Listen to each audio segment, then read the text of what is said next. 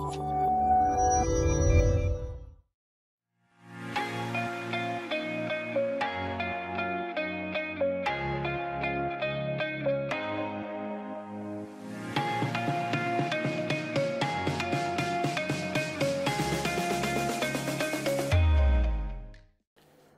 बच्चों, our today topic is exercise number 8.20 जो काफ़ी अच्छा है, थोड़ा लॉजिकल भी है। तो चले सबसे पहले हम क्वेश्चंस को रीड करते हैं। क्वेश्चंस कहता है two star each of one solar mass, मतलब कि दो स्टार थे जिनका मास सोलर मास के बराबर है, यानी कि 2 × 10⁻30 kg। Next are approaching each other for a head on collision, मतलब कि दोनों स्टार है वो बाय ग्रेविटेशन फोर्स दोनों एक दूसरे के नजदीक आ रहे हैं। अब सिंपल सा फंडा है भाई, दोनों के मास सेम है, इट मीन्स दोनों की वेलोसिटी भी सेम होगी। हमने कोलोजन वाले टॉपिक में अच्छे से लर्न किया हुआ इस कॉन्सेप्ट को। आगे चलते हैं। When they are a distance 10⁹ kilometre their speed are negligible. It means जब वो दोनों के जो सेंटर्स है वो 10⁹ किलोमीटर दूर थे, तब इनकी जो स्पीड थी वो निग्लिजिबल थी। इट मीन्स कि हम कह सकते हैं कि इनिशियल केस में उसके पास कोई काइनेटिक एनर्जी नहीं होगी, क्योंकि उनकी स्पीड निग्लिजिबल थी तो काइनेटिक एनर्जी भी निग्लिजिबल होगी। और इन दिस केस में यहाँ पे इसकी काइनेटिक एनर्जी लेने वाला हूँ 0, राइट। तो सिंपल सा फंडा भाई, काइनेटिक एनर्जी नहीं है बट दोनों के सेंटर के बीच का डिस्टेंस जरूर है। इट मीन्स कि यहाँ पे पोटेंशियल एनर्जी 100% होगी। चलिए नेक्स्ट बात करते हैं। तो हमें कहा गया है कि the radius of each star is 10⁴ kilometre. Assume the star to remain undisturbed until they collide, right. तो हमें इस क्वेश्चंस में ऐसा करना है कि भाई ये जो दोनों स्टार थे वो एक दूसरे के नज़दीक आने के अप्रोच में थे, यानी कि ये दोनों एक दूसरे के नज़दीक आ रहे थे। तो जब ये नज़दीक आते आते हेड ऑन कोलाइड करते हैं। अब हेड ऑन कोलाइड का मतलब होता है कि सिर से सिर का टकराना, ठीक है, एकदम हेड ऑन कोलाइड करना, यानी कि ये ऐसे टकरा जाना। तो जब ये दोनों हेड ऑन कोलाइड करते हैं तो इसकी काइनेटिक एनर्जी कितनी होगी, सॉरी स्पीड कितनी होगी, वो हमें फाइंड करनी है।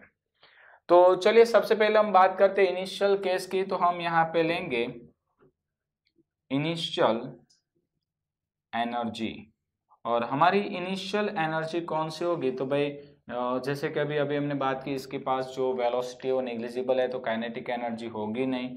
तो इनिशियल एनर्जी होगी ओनली पोटेंशियल एनर्जी, और पोटेंशियल एनर्जी का तो फॉर्मूला होता है -G⁻m⁻r। But in this case दोनों जो मास है वो सेम है, तो मैं ऐसा लिख सकता हूँ कि m1 = m2 = m। Then formula बन जाएगा -G⁻m²/r। ठीक है, ये हो गई इनिशियल एनर्जी। चलिए इसके बाद हम बात करेंगे फाइनल एनर्जी। मतलब हम ऐसा कह सकते हैं कि एनर्जी आफ्टर कोलोजन, मतलब जब ये कोलाइड होते हैं तो उसके बाद इसकी एनर्जी कितनी होगी।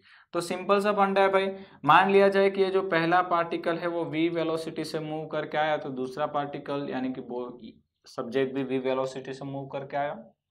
इसके पास काइनेटिक एनर्जी होगी, इसके पास भी काइनेटिक एनर्जी होगी। तो मैं कहूँगा final energy = 1/2 mv² plus 1/2 mv²। दोनों की काइनेटिक एनर्जी को कंसिडर कर लिया। साथ ही साथ हमें एक और चीज ऑब्जर्व करनी है कि भाई जब ये हेड ऑन कोलिजन करते हैं तो भाई ये कितना नजदीक आ सकते हैं। तो ये तब तक नजदीक आ सकते हैं जब तक उन दोनों की सरफेस एक दूसरे को टच करें, अंदर तो घुस सकते नहीं है। इट मीन्स जब ये दोनों भी एक दूसरे को कोलाइड करते हैं यानी कि टच करते हैं, तो भी उनके सेंटर के बीच का डिस्टेंस तो हो गए, कितना होगा? तो इसकी रेडियस r ले लो, इसकी रेडियस भी r ही थी, तो टोटल डिस्टेंस हो जाता है 2r। कितना होता है? 2r। और इन क्वेश्चन हमें दिया गया था r कितना था? 10⁴ किलोमीटर।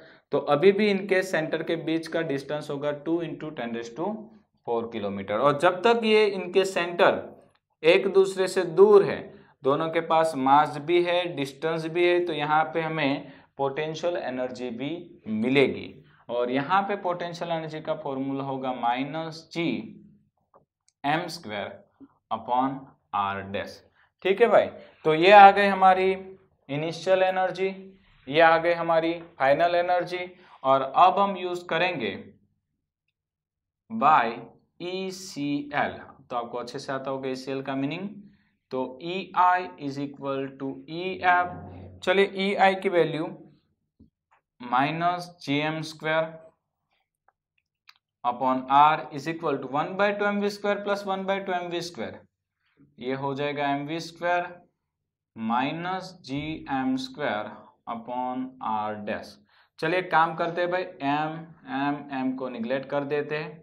तो ये हो गया -gm upon R is equal to v², और ये हो गया -gm अपॉन R डैश। ठीक है भाई। चलिए ये माइनस है, इस साइड जाएगा, प्लस हो जाएगा। तो v² is equal to -gm upon R plus gm upon R dash. चलिए तो अब हम क्या करेंगे भाई, जो कॉमन है उसे निकाल लेते हैं। gm बाहर, तो 1 upon R dash minus 1 upon R। यह आ गया हमारा फाइनल फॉर्मूला। अब हम वैल्यूज पुट करते हैं। तो v² इज इक्वल टू, सबसे पहले g की वैल्यू पुट करते हैं। g की वैल्यू है 6.67 इंटू 10⁻11। m की वैल्यू दी हुई है 2 इंटू 10⁻30। 1 upon R dash. अब देखो भाई, R डैश की वैल्यू हमने निकाली थी 2 इंटू 10⁻4 किलोमीटर में थी। तो हम उसको 1 अपॉन 2 इंटू 10⁻4, 10⁻4 को किलोमीटर तो 7 लिख देता हूँ, माइनस 1 अपॉन R की वैल्यू थी 10⁻9 किलोमीटर में, तो मैं यहाँ पे लिख देता हूँ 10⁻12। चलिए सबसे पहले आपको क्या करना है भाई, इन दोनों को मल्टीप्लाई कर देना है। ठीक है भाई। तो चलिए फटाफट से, सॉरी माइनस आता है इधर, ओके, जल्दी से इनको मल्टीप्लाई कर दीजिए। 6.67 इंटू 2, एकदम इजी है भाई, ये तो फटाक से हो जाएगा। 13.34 इंटू 10⁻30 माइनस 11, ये हो जाएगा 19। ओके, चलिए फटाफट से इसको आपको सोल्व आउट करना है, जल्दी से करिएगा थोड़ा। यस करेक्ट है, 49 इंटू 10⁻2 माइनस 9। ठीक है भाई। चलिए अब इन दोनों का मल्टीप्लिकेशन करना है। यस 653.66 इंटू 10⁻19 माइनस 9, यानी ये आ जाएगा 10, और ये मिला में v², बट हम इसका रूट निकाल देंगे। चलिए फटाफट से रूट निकालो। आंसर आता है 25.5 इंटू 10⁻5 मीटर पर सेकंड, और थोड़ा सा अच्छे से लिखते हैं तो आंसर आ जाएगा 2.55, अप्रोक्स में 6 ले लेता हूँ, 10⁻6 मीटर पर सेकंड। तो ये आ गए भाई वेलोसिटी। ठीक है, मतलब कि जब ये दोनों स्टार एक दूसरे के नजदीक आते जाएंगे, तो जब वो कोलाइड होंगे तब हर एक की, यानी कि इसकी वेलोसिटी भी होगी 2.6 इंटू 10⁻6, और इसकी वेलोसिटी भी होगी 2.6 into 10⁻6। Thank you guys. In next lectures हम देखेंगे एक्सरसाइज नंबर 8.21। Thank you.